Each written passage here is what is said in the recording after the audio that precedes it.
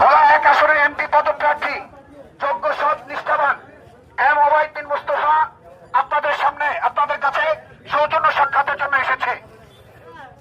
আগামী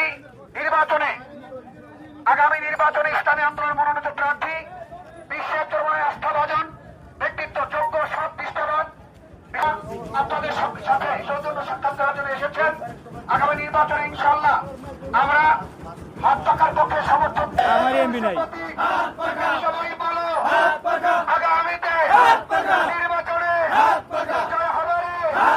সবাই বলো জোরকে বলো, জানিয়ে দাও, শুনিয়ে দাও, দেখিয়ে দাও।